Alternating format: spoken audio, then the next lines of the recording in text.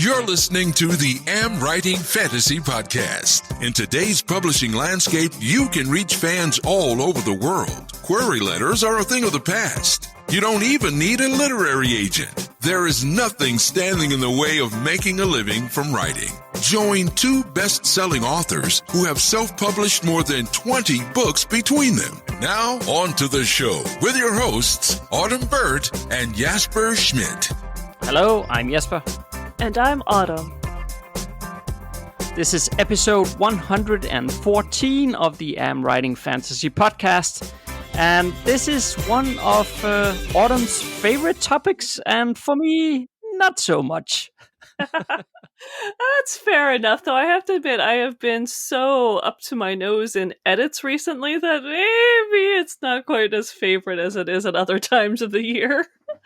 Okay, fair enough. Well, we're going to talk about how to edit your novel today, so hopefully that'll prove very helpful for listeners. Yes, I think so. And I definitely, the first time I set out editing, I was a mess and I didn't know where to start. And I think a lot of writers, they're really good at writing, but they don't know how to tackle edits in an organized way that is the most efficient. And I love efficiency. So this should be a good topic, I hope. Yeah, for sure. But how have things been over the last week? Have you broken anything? Any websites or computers you have messed up since the last recording? That's so not fair of a question. Oh, I did, to finish up that story, I did get my laptop back from the Apple repair place, and they ended up, I think if I hadn't had stickers on the back of my laptop, they would have just given me a whole new laptop. But they took off my old screen, put it on a whole new base, and I have new batteries, a new logic board, a new video graphic card. I have everything but more memory, so because they refused to upgrade the memory in the year of computer I have. But I have all my files, and so my laptop is working famously, and I love it. I love the new keyboard. The old keyboard was crap, so I actually enjoy typing on this one, which is kind of nice for a novelist. But then everything was going smoothly, and I was catching up on work, and then our hosting agency for the websites got hacked, and knock on wood, I happened to have been in there almost at the exact same time it happened. And all they had done was just change a few emails, kind of weasel in through a few back doors. And my husband and I spent the next 3 days blocking, cleaning, and upgrading and updating and doing a whole bunch of stuff. And that kind of it was like, book, I'm a writer? I thought I was like a cyber stalker, worm killer. I don't know. It was just a nightmare. Jeez, but it's just not our month. It's not my year. I keep thinking about your comment that said, now you know what your characters feel like. And I'm like, I feel like the main character in someone's favorite novel right now, because it's just as soon as I get the chance to catch my breath, whoo, right on the roller coaster again. Oh my goodness. Hopefully you'll get a break soon, I hope. I swear I feel so bad for my characters now. If it's like, I should just come with a warning that says do not touch, may break something very quickly. So yeah. But that's my life. How are you doing? I hope it's calm over there. Well, yeah, compared to all that stuff. Well, luckily enough, you're the one dealing with those issues, even though it's, of course, also my issue as such. But you're dealing with it, so I don't have to worry about it. So I guess while you were doing all of that, I finished up watching Vikings on HBO. Oh, jeez. That sounds horrible. Don't tell me how it is. I haven't finished it yet. We're still doing it. It's one of our rotations, so it's taking forever to get through the last episodes. Okay, yeah. But by the time this episode airs, I will have posted a video in our Facebook group for readers, sharing my thoughts about the show. I'm not going to do any spoilers or anything like that, but I just thought I would talk a bit about the endings without any spoilers, but more like the idea about it, because I mentioned, I think in one of the quite recent podcast episodes as well, I mentioned the ending of Game of Thrones, and I know, well, we have a lot of haters on the internet about that show, Yeah. but I was mentioning quite recently how I liked that they wrapped up each character arc very well in Game of Thrones. Yes, they did. And I was very pleased that they actually did the same thing here, so I liked it. I Oh, think it's good. very good ending to the 6 seasons. As far as I know, they're not going to do any more episodes. I don't Okay. think that they are, at least. So I think this is the end of the series as a whole. And I actually think they left it in a good place. So Oh. I was very positive about the ending of it. Well, that gives me something to look forward to, unless I break the TV. Well, yes, you might want your husband to turn on the episodes and press play and stuff like that. Because Yeah, he won't let me even have the remote at this point. I'm surprised I'm allowed in the kitchen. yeah, or even on a podcast. At least the podcast is still recording. That's because you're hosting. Oh, right. Yeah, maybe. Yeah. But as I said, I'm going to share some thoughts in the Facebook group. Well, this is, of course, the readers group we have on Facebook. But if any of the listeners should be interested in that, just search for Fans of Immersive Fantasy among the Facebook groups, and you will find one that is called Fans of Immersive Fantasy Readers Club for the World of Elysium. Yeah, so And that's what us. it's called. Yeah, that's us. So you're welcome to join if you want, but do keep in mind that this is a group for fiction readers, so we do not share any kind of author advice or any of the other usual stuff you get in the AmWritingFantasy Facebook group. So it's very different compared to that one, but you're welcome to join, of course, if you're interested.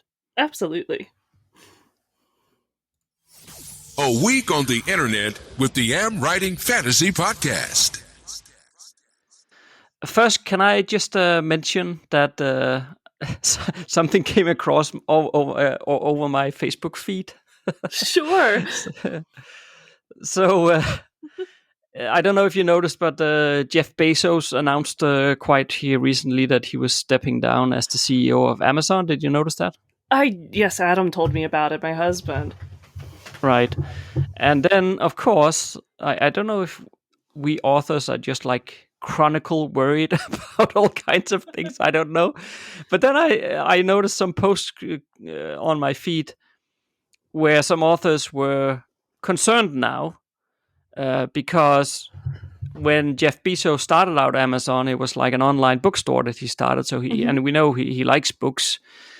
And then people starting to get concerned that, well, if Jeff is gone, then he's the guy who loves the books. Will that end up having some sort of effect on KDP? So what do you think about that, Autumn? I'm not a worrier.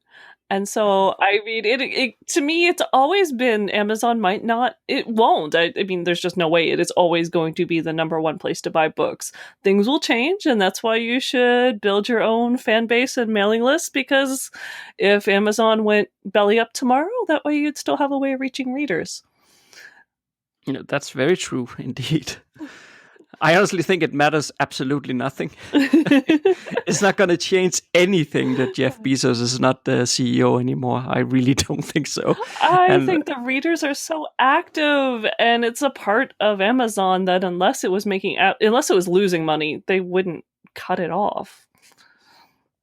No, I don't think it makes any difference whatsoever. And it's just one of those things that, can we please stop worrying about all kinds of stuff that doesn't really matter? It's just an unnecessary spend of your mental capacity and resources. It's, oh my God. I don't know if we authors are just a worried bunch in general, but it's just, I was not laughing at the post because obviously somebody is truly worried. It was not that, but I was more like, Jesus, can we move on a bit instead? It's not like Chicken Little, the sky is falling about every new thing. I'm not a worrier about things like that. I'm much a wait and see kind of person. So I will monitor the trends, but I'm not exclusive to Amazon, so I'm not that worried. No, true. But all right, the really big thing that we needed to mention here instead is that for the first time in 6 months, we have our online writing course open. Yes, woo! I always love it when the Ultimate Fantasy Writer's Guide is open again. It's still my little baby. Yeah, so I have a very short testimonial sound clip from past students that I want to play now. And then maybe afterward you can explain a bit about what the course is about, Autumn. I will try to explain. You know how my week's going. Oh, well, that's true. Unless your internet breaks by the time I've played this Don't sound. say that. Okay, well, here goes.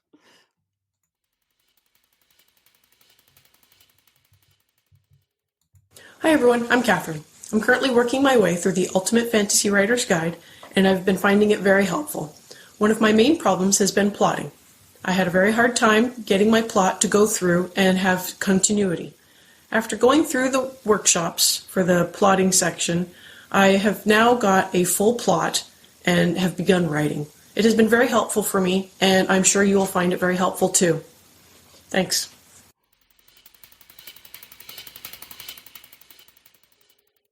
Hi, I'm JMD Reed, fantasy author, and I just watched Autumn Britt's launch day module. It was really informative, had a lot of great information. She had ideas I had never thought of before. Really excited to implement her ideas in the launch of my own book. Thank you, Autumn.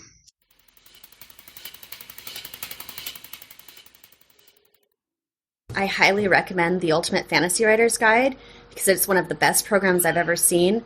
It not only covers pretty much everything about writing from start to finish, including fan bases and staying confident and everything. It also has things like languages and naming your characters based on that. And it has map making. It is just so excellent.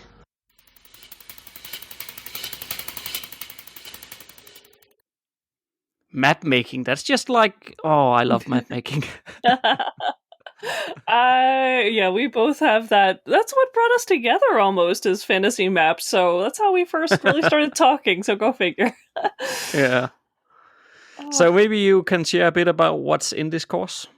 Sure. Well, it's 12 modules, and the first 6, the first half, are all about writing, from everything from idea development to characters and world building, magic, rules for magic. So this is it is designed for fantasy authors. So I made it, we made it so that it would go this way, because you've definitely helped me on it after my initial attempt. You've gone through it all as well.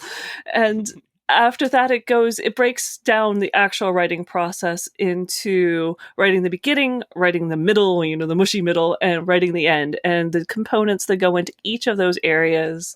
And there's some advanced writing tips. So those first 6 modules are really all about how to write. But if you're a self-published author, writing is literally only half the game. So the other 6 modules are all about building fans, about editing. That's today's topic today on the podcast. There you go. How to make time and stay motivated, because if you're working, if you have kids, if you have a family, that's its own issue.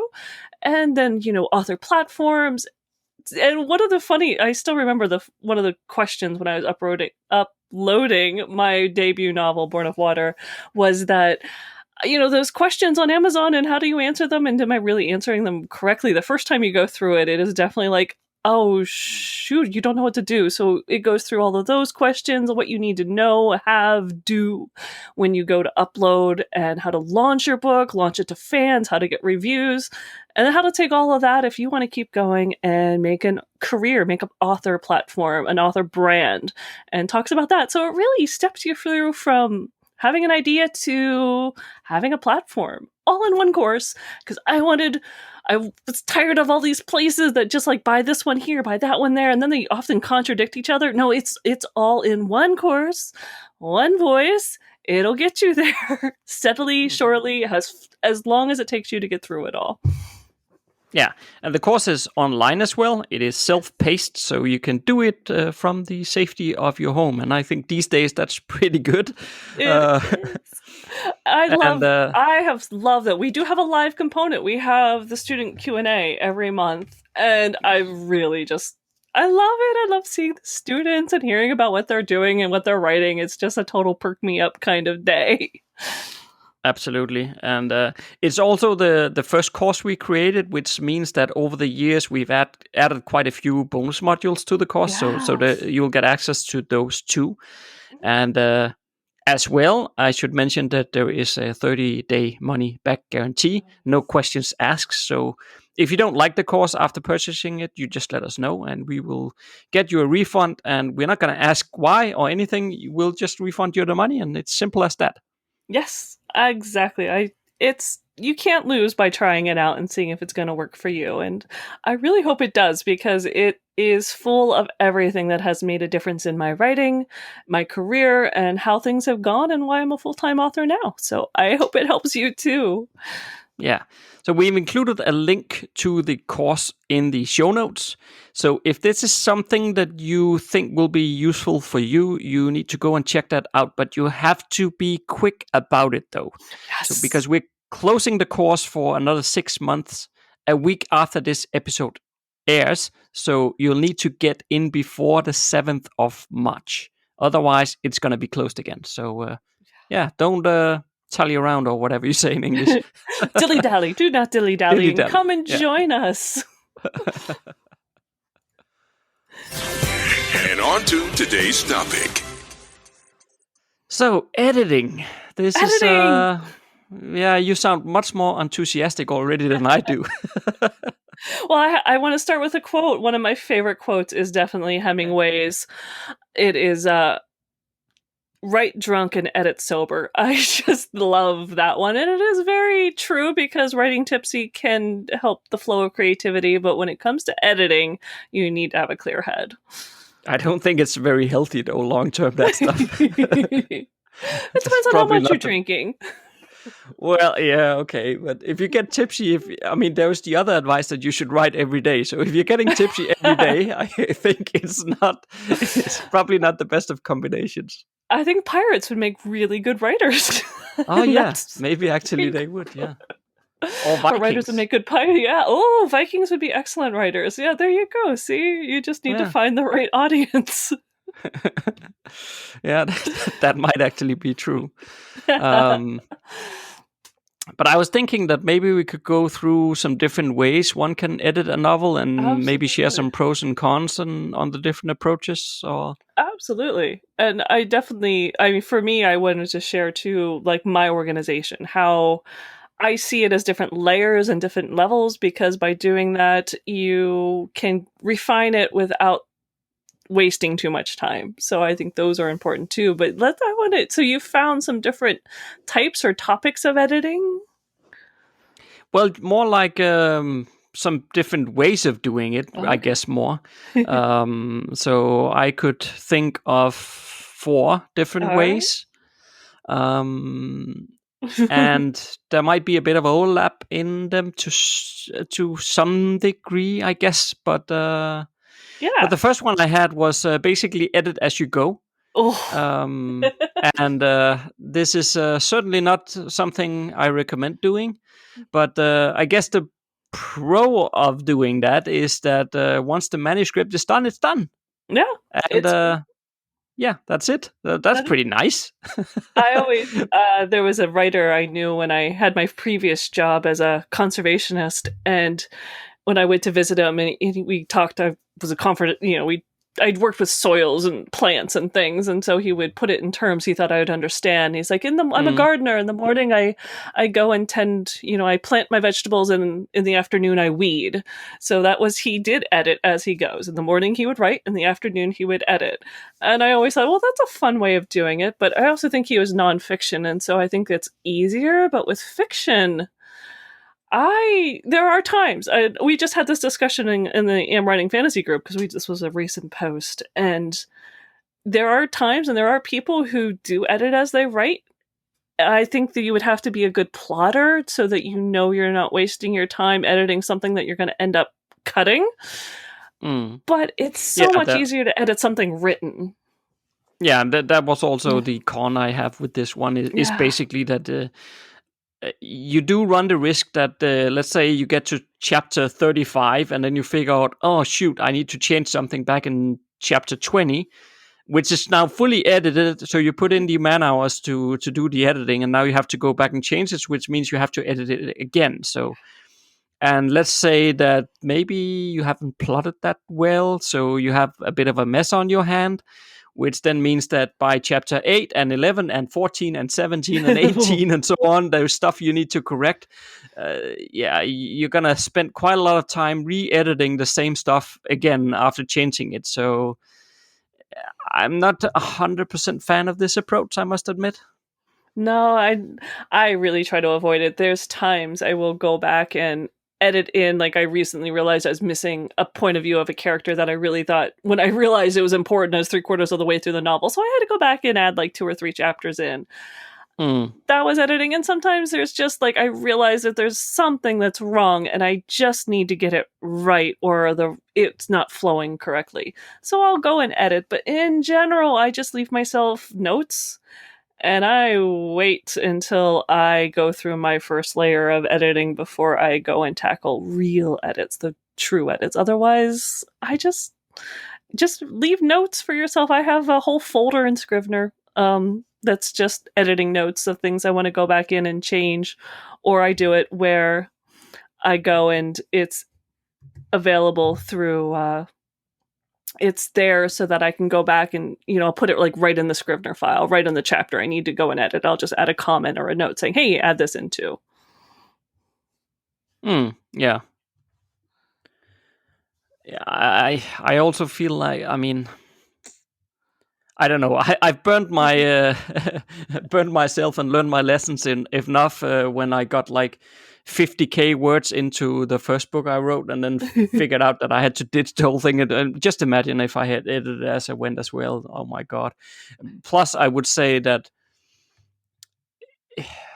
maybe it doesn't matter too much if you're very seasoned, but at least when you're starting out, I think there is a lot of value in completing something. Yes. And if you're editing as you go, it takes you forever to complete that manuscript. Whereas if you just push through and get a bit of a messy draft done, at least you got something done. And then, as I think you said it before, right? Then you can start going back and edit something you actually have. But it just, the art of, or the experience of proving to yourself that you can finish a first draft, there's a lot of value in that. And for that alone, I would almost say, don't edit as you go. Yeah, I completely concur, especially for your first few novels. Don't do it. Don't get yourself trapped in that editing and not finishing. Finish and then edit. It's one of the things, hey, we teach in the guide is, write. The goal is actually to write a short, bad book. Just a short, bad manuscript maybe should be. Just write it and then add to it and then enhance it, because it's much more possible. It's easier to do when you have something there and you see the whole story arc, all the characters, when you have it all there and you're like, oh, that's how it ends. Well, now I got to go fix the beginning, and that's fine. But yeah, playing the devil's advocate, when you and I write together, technically you write and I go back through and I'm writing and editing. But this is like, it's like book 24 for me. I'm not that, and you're up in the 10s now too, so we have it all plotted out so that we can actually work together and stay on the same path. So I'm not that worried about what we're doing, but that's an exception. I will say that, because technically I am. It's already written though. You wrote it, but I'm writing and editing at the same time. Yeah, but in that case, I would almost more say, because there's a difference between sitting and writing the first draft. Let's say, okay, I sit down, I write my chapter 1. And then I go back and I edit my entire chapter 1, and then I write chapter 2, and I go back and edit chapter 2, and so on, all the way through, right? But what you're getting a full book, basically. Yes. The entire first draft is there when you get it from me. Mm-hmm. So yes, you are editing as you go, and of course you are also writing in the chapters and you're adding to it, but the novel is there, so to speak, or the bones of it is there already. Yes, so it's sort of a different process. Yeah, I think it is, yeah. Well, somebody can judge us on that. That's okay. If you want to, we can take it. Oh, easily. After the week I've had, please judge me. on my writing techniques or my editing techniques. It's fine. All right, so what's the next one that you have as a editing? The next one I had was doing a content edit, and then afterwards doing all the like grammar, word copy editing, and so on, right? So basically, what I mean by that is doing multiple passes over it, and and the upside of doing that is that you're going to end up with a very thorough editing. Because you have been over the manuscript several times, which means that you should, at least in theory, have covered all your bases once you've gone over the last pass. So in the beginning passes, you are not worrying about incorrect commas or finding the perfect word or stuff like that. You're just making sure that the character arcs are there, the story is working, and so on. And then you worry about those things in a future pass. So doing that, at least... I think it gives a very, very good end result. The con is that it can take quite some time to go through it over and over again in different passes. I disagree. I don't think it takes too much time. That's because this is my favorite method, and it is what I do when I'm writing by myself. The first thing I do is a content edit that usually begins by reading through the entire book almost as fast as I can, as if I was a reader, but also taking really, not meticulous, but really good notes that very specific, like the point of view, the plotting phase. Because I know the editor will need it eventually, new words and names. I talk about what happens in the plot because I have my initial plot, what I think is going to happen, and then I have what actually does end up happening in the story. I use, the senses used to make sure that I'm covering all the senses. I write a very detailed what needs worked, and I'm pretty harsh on myself there. And since then, I've started opening, my opening hooks, closing hooks to make sure they're varied, making sure that the opening paragraph is, anchored, little touches like that. Do I have the setting, the point of view, is all that in there? And that is just literally the first round. And after that, I go into the ones under the what needs worked. I find the ones that are like, oh my God, this is horrible. What were you thinking, you idiot? And I go and I fix everything in those. And then I start on the going through and doing a whole pass of fixing up everything. And then usually I do one more pass that is more the grammar, writing, punctuation. That's usually using, at this point, like a Grammarly or Pro Writing Aid or something like that. And then I send it to the editor. I used to do 8 to 10 passes, so now I've gotten it down to like 3 to 4. I think I'm doing. Oh my God. I have my book. I still remember, I've told you this one before, but I've had readers like, how do you remember that such and such has happened? I'm like, I have read this book 25 times before you ever even see it. And it is ingrained. Plus I have a semi-photographic memory. So it's just like between the two, if I've forgotten something, I'm so disappointed in myself. Well, at least for me, with English not being my mother tongue and stuff like that, it's doing multiple passes. It takes a long time. And I know I'm not the only one writing in English, even though it's not my mother tongue. I mean, I know we have listeners. Yes. I can see it in the podcast stats that we have listeners from many different places. So there's certainly other people who is in the same situation, and I think that they will hopefully, I hope, sympathize with me in the sense that the less passes, the better. And I think a lot of people, I'm surprised. I think there's, in my mindset, is definitely organization and structure, and I thrive on that. And so the multiple passes to me feel good because I'm actually going through, like, I can do 3 or 4 chapters a day. I feel like I'm making huge progress. I go boom, boom, boom. I'm through the whole book. I start it again and do the whole thing. And like 2 weeks later, I've completely 2-3 weeks. I've gone through the whole book and I think it's fine. Even when I'm writing them that way, if I'm in the same chapter for 2 to 3 days, I feel like the chapter is never going to end. I usually just do a summary and I skip ahead because I cannot stand to sit there on the same thing for day after day after day.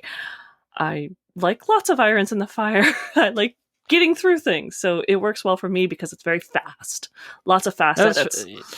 Yeah, that's funny you say that, because actually, for me, it's sort of the opposite in the sense that if I have to go back to the same chapter again, I feel it really annoying. It's like I'm not moving ahead. I'm not getting anywhere because now I'm at the same chapter again.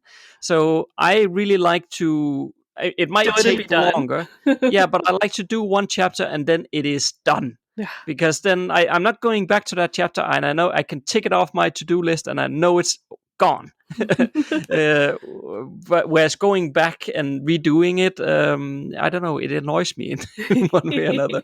Well, I don't like editing and the whole anyway. So. But it's true. I mean, every author is different. And that's why even writing courses and everything else could be so. You got to figure out all the advice and figure out what works for you, because that is going to what helps you flourish as a writer and as an editor. And obviously, some authors are never going to be fantastic editors. They might need to go through a much more in-depth hiring an editor that can handle more than just punctuation. Or, I mean, I tend to go through just proofreading. I don't really need a content edit. I don't need someone who's going to pick out too many awkward sentences. I know which ones at this point are pretty bad. And so I just need a proofreader, but other authors are going to, want to have maybe a different level, have a beta reader or an alpha reader to help them develop some things that they would miss otherwise because they don't have that editor instinct. No, yeah, that's absolutely true. So my next one is very similar, but it is more like instead of doing multiple passes, you just go in one pass over the entire thing. But the thing is here, and that this is where I mean that there might be a bit of overlap with the ones that I already mentioned, right? But because to some extent we talked about editing as you go, we also talked about doing the multiple passes. But basically, for this one to work, and this is, to be honest, my preferred way of editing. But for this to work, you have to have a pretty thorough outline. So there can be no plot holes. There can be no character arcs ending up in nowhere all of a sudden, stuff like that, right? So you have to have it so that you can basically, I sort of alluded to it a second ago, but you can edit a chapter at a time, and you know that once you're done with that, it is done. Meaning that once I get to chapter 25, I'm not going to discover something that requires me to go back to chapter 8 and redo some part of that. So you can understand that for this to work, the outline has to be very, very solid, right? So it also means that you are going to spend some more time in the outlining phase because you have to work out all the, should we just call them different things? But you need to make sure that there is nothing that is missing or something that is inconsistent and stuff like that. But if you do that, then you are going to basically be able to edit the entire manuscript one chapter at a time. And as soon as you're done with the chapter, you're not going to see it again. And yeah, that's my preferred way of doing it because I hate redoing chapters again and again and again. But to some extent, it's probably also why I don't like editing in the first place, because once I've gotten the story out of my head and onto the page, I really don't want to visit it again. It's there now. So that seems fair enough. And I think this one, though, even if you're a pantser, this one is possible if you do what I said first. If you do that first read through, take notes on everything that happens, and get your, even like I said, the new words and names or your setting, get all that information into a spreadsheet, a table, make sure everything needs sense. So, make sure that at that point, if you're a pantser, then you'd go back and look at your plot, make sure everything's fine, put in your notes of what needs to be fixed, and then start doing the chapter 1, chapter 2, chapter 3, and just finish each one as you go. So if you didn't plot it in the first place, if you basically plot it on the back end and then fix it, you could still do it as just like basically, I don't know if you call that first one a pass or just a read through. It's not really, you're not editing, you're just taking notes. But it helps you, especially, I mean, I remember the first time, I mean, I know with you too, ignoring the debut novel, which for everyone takes more than a year, unless you really know what you're doing with writing. So go to your second novel. It still took me about a year to write Rule of Fire and edit it. And so when you go back to that chapter number 1, you're like, oh, I haven't seen this for a while. And you need to reread it before you can really tackle edits, even if you've plotted it, because sometimes you're just like, gosh, I can't remember what I even wrote there. So it feels good to do that read through. Get yourself organized and then tackle your edits chapter by chapter. You can certainly do this. Yeah. Well, or you can find somebody to do the editing for you. I would say that's true, but I have worked with / seen something that literally looked like someone had written and then sent off to an editor, and it didn't even have the dialogue tags. Don't do that. Don't ever do that. Go through your work and at least put in like the quotation marks and things like that. Be that good. Yeah, it was probably my delivery that wasn't too. I was trying to make a joke there to say that you get a writing partner and then you get her to do the editing, and then you don't have this problem anymore. That's true. I wasn't actually implying. No. Oh, hey, I'm starting to rethink this. No.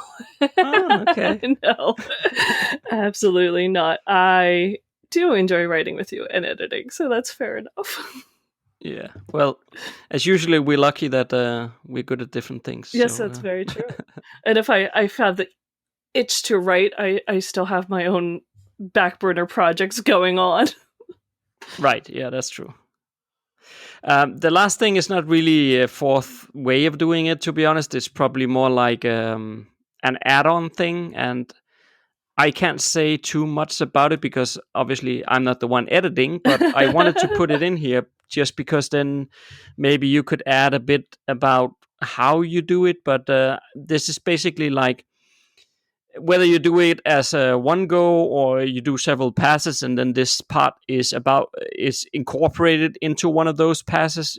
That's up to you, right? But what I mean is that it's the use of software. So like Pro Writing Aid, we've tested out Fictionary, we tested out AutoCrit, and actually we might dive in deeper with these particular tools in future episodes and do a deep dive with them. That'd be fun. But more on a high level note, how do you make use of software to help you during editing? Oh, that sounds good, because that's definitely, I've always used Grammarly, but I've recently, ran through AutoCrit, Fictionary, and Pro Writing Aid, and came up with some pros and cons on a winner. So I definitely think there's some things that can be added by using this level. And one of them, and that would be sort of my add-on to your add-on, which is addendum number 3, is that you need to find a way of not seeing what you think you wrote, but what you actually put on the page. And AI using a software that can go through and like say, hey, did you really mean this word? Or this is a homonym, or you're missing the here. Having something to do that is useful. And you can do that with something like Pro Writing Aid, or you can, they say changing the font size or the text size, reading backwards. That was always one of my favorite ones, because by reading it in reverse, you don't literally starting at the end paragraph and reading backwards. I usually go paragraph by paragraph. You don't get caught up in the story. And that is the one thing you do not want to do if you're doing a really intense final editing round, is don't get caught up in your own writing. You have to see the words. You have to see how many times you repeat the same word, because it is a writer's natural habit that when you use one word that you're like, oh, that's clever, your mind, it like sticks in your mind, and you will use it 2 or 3 times on that same page. And you don't want to do that. You want to change things out. You want to find, thesaurus, or you want to find a better description, something different, a different sense you can use. And you can do that by going backwards or reading aloud or bigger text, something. Yeah, put it on Kindle. I actually quite like that because when you move the medium on which you read away from the computer, away from Scrivener, or wherever it is that you wrote it, and onto a different device, for example, on the Kindle, you will automatically read it slightly different, because, on the Kindle, you normally read your books. So your mindset when reading the words is different. Yes. So I quite like that trick as well, to just sort of cheat your own mind and put it on Kindle, and then you can just highlight whatever is there on your Kindle that you want to correct or something. You can make highlights and notes on the Kindle as well. Yes. So that's not really a problem. But I think it helps you spot things that you not necessarily would have seen in Scrivener, if we use Scrivener as an example here as your writing tool. Yes, I agree. And you need to do something. Some people, this is where they say, let it sit for 3 months. Well, in today's publishing world, I mean, especially if you're trying to be a career author, you don't usually have 3 months. You can let something you edited and is just about ready to be published sit. Most readers kind of want to get it. So yeah, it's probably going to be something you're going to have to find a way of fooling yourself, unless it happened to be book 1 of a trilogy and you've edited everything and then you're going to go back and release them back to back. Yeah. But do you use the software as its own kind of pass, or do you do it during the other passes that you do? I have started using it as basically the third pass. So I usually go through my quick read through with all my notes. I go through a second round where I'm fixing everything in the notes and doing a lot more constructive story building, maybe bringing out the senses, things that I think are more creative. And when I'm ready to do the proofreading, thesaurus, sort of like, when did I repeat this word too many times, the more technical, then I'll use something like a software, because at that point my mind is more on the technical aspect and not the pretty word or the story building or the plotting. I know all of that is solid. I just need to look at word choice at that point, or commas.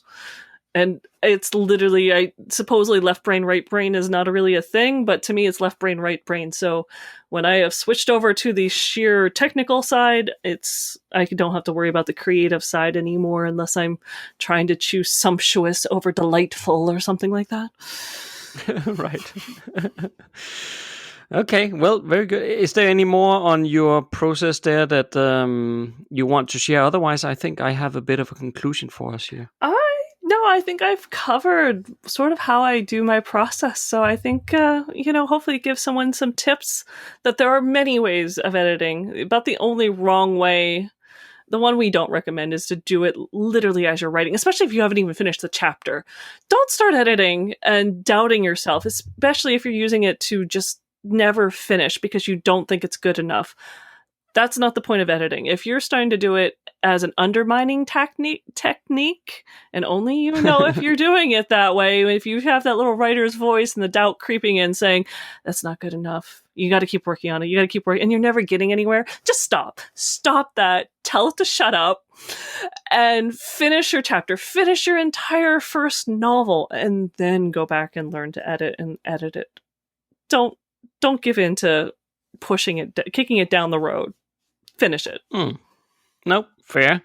And I think, to some degree, I think you've already mentioned what I wanted to say was the conclusion of all of this. Oh, I beat you. Yes. Yeah, I think you actually did, to be honest.